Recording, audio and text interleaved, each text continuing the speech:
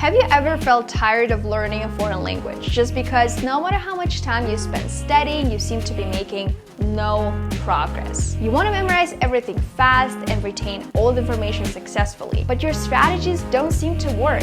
Try doing this instead. The first strategy is the Pareto Principle, or the 80-20 rule. The Pareto Principle is a concept that suggests that 80% of the effects come from 20% of the causes. In simpler terms, it means that a smaller portion of what you do can actually lead to greater results if you know what to do and if you know how to do it correctly. In language learning, you can apply the Pareto Principle by focusing on the most essential elements. First, focus on high-frequency words.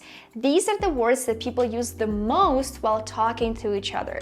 It's very easy to do, especially at the very beginning. I really like using this list of 625 words in thematic order or, in the alphabetical order with all the words that people use the most in every single language. I like that this list is relatively short, so especially when you're just starting out and you're at a complete zero, you can use this list and use the app Anki, for example, or any other app that you're using to memorize new vocabulary and learn all of these words. And believe me, once I went through this list and I made sure I knew how to say all of these words in Spanish, I started feeling so much more confident. Of course, I didn't have the grammar yet, but when it came to, everyday vocabulary, I knew so many words, but in reality, I only knew a little bit more than 600. Then focus on learning common grammar structures.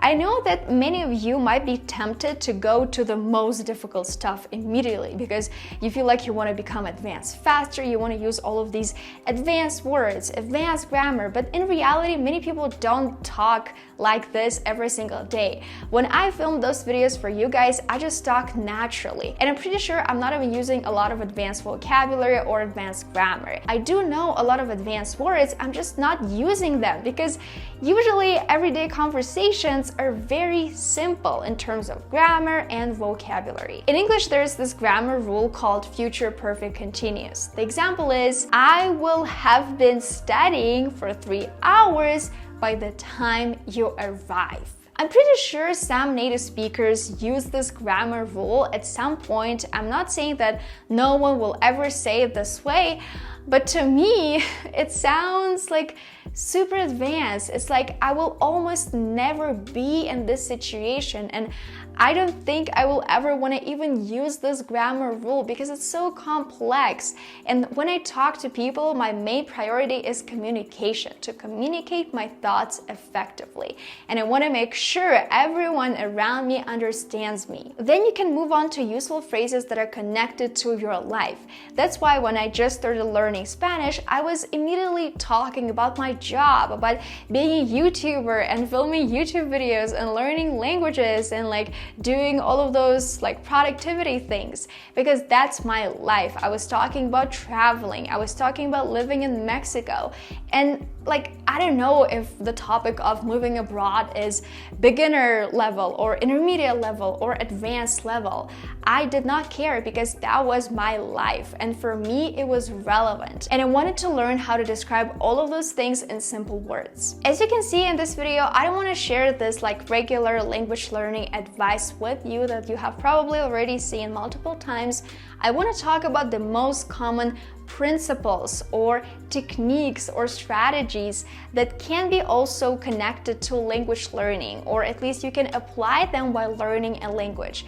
Maybe one technique is not going to work for you, the other is going to work great for you. It's great. The goal is to introduce you to all of these tools, and you choose the one that you like the best. There's one more way to speed up the process of learning a new language by focusing on writing and written communication. I have been talking about QuillBot a lot lately because that is the tool that helped me become a more confident writer, improve my grammar, vocabulary, writing, and much more. QuillBot's paraphraser tool is available in multiple languages to fine-tune your original writing. You can use it in English, Spanish, or all of these other languages. When you're writing something and you want it to sound more formal or academic, let's say you're a student and it's important for you to make sure your writing is error-free, you can use their paraphraser tool and change your writing and tweak it and make sure it doesn't have any mistakes. I highly recommend QuillBot for language learners, students, and professionals. Basically, everyone who writes online in different languages. The link is in the description and in the pinned comment, and you can try QuillBot completely for free. If you want to go for premium, you can use my discount code Veronika20 and get a 20% discount off your annual subscription. The second strategy is the golden hour principle. It says that usually in the morning, many people feel the most productive, and this first hour of your day is really great for learning a new language. It's like this magical time when your brain can learn and you can be most productive. In my experience, I do feel like I'm extremely productive in the morning. So if I want to, for example, practice all of the new vocabulary I just learned, I usually do it in the morning. And it's very important for me to have a very consistent morning routine. Sometimes I change it up because sometimes, it gets boring because I do exactly the same thing over and over again. But usually in the morning, I feel like I can revise everything. I feel like I can learn new words, like learn something difficult, because my mind just feels like fresh, I feel like I'm ready to do everything. And also one important thing is that I feel more focused. I feel like in the morning it's just like so quiet, especially if you wake up early, and you can just be like super focused, like laser focused on your language learning. Just, sitting at your table, doing something, listening to a podcast, analyzing everything and memorizing new words. Strategy number 3 is the use it or lose it principle. According to this principle, if you don't use the language, if you don't practice the language, you will forget it over time. And I can say that that's true. That's something that I have experienced a lot with Chinese, because I basically spent 5 years in college learning Chinese, and then at one point I stopped. I stopped completely because I felt so incredibly tired. I had a lot of, just pressure in college to learn Chinese, to be amazing, to become advanced, and I was just tired and I stopped completely. And of course, I lost my fluency. Again, if you don't use it, you'll lose it. And it's especially true for language learning.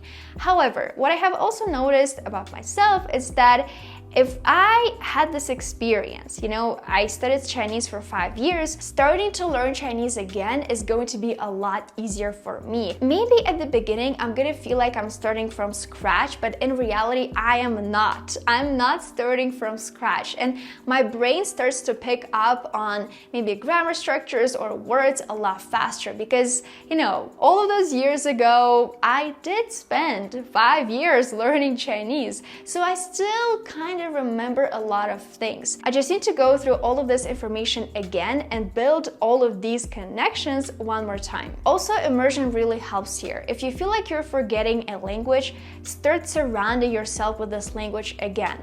Maybe start watching YouTube videos in this language. That is the easiest thing to do. YouTube videos are free. You don't need a subscription. For example, for Netflix, you might need a subscription and you don't want to subscribe. So YouTube, just go to YouTube, watch a bunch of videos, and then if you feel like, okay, yeah, I feel fine, like I feel like I'm ready to start learning this language again, it will just give you more motivation and you will surround yourself with this language and your brain will kind of start remembering all of this information. Of course, not everything, because probably you forgot lots of things already, but don't worry about it. It's gonna be a little bit easier for you to kind of like pick it up again instead of starting everything from scratch. Strategy number 4 is the total physical response principle, TPR. This method is very interesting, and when I was preparing for this video, I was like, I definitely do it too.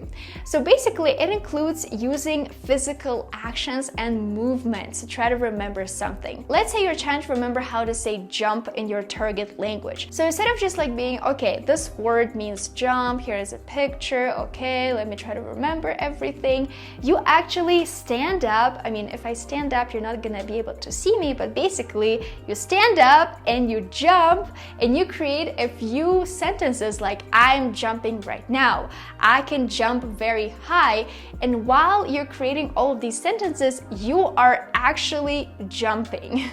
I know that this strategy is not gonna work for many words, of course, but it is going to work for some. Recently, I noticed that I use my body language a lot when I speak.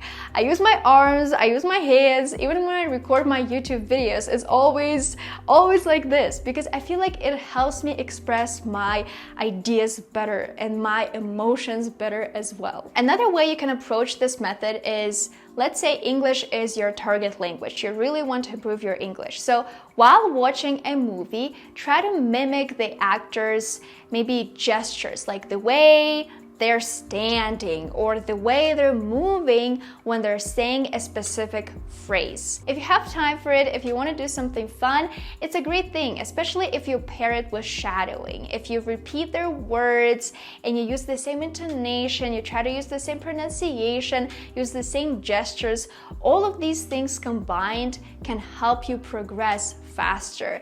And to be completely honest, it is something that I do right now in English and in Spanish. I feel like right now in English, not as much, but in Spanish, a lot, because I really want to change the way I speak Spanish to people. I feel like right now I speak Spanish just like I speak English, and sometimes it's a little bit weird, so I always try to watch native speakers closely to make sure I sound like them. And the final strategy is the input hypothesis. This theory was proposed by Stephen Krashen, and basically it suggests that you're gonna make a lot of progress if you're exposed to the language that is only slightly above your current level. It's like being given material that challenges you just a little bit, but not too much. When choosing your materials, try to look for something that is not very challenging.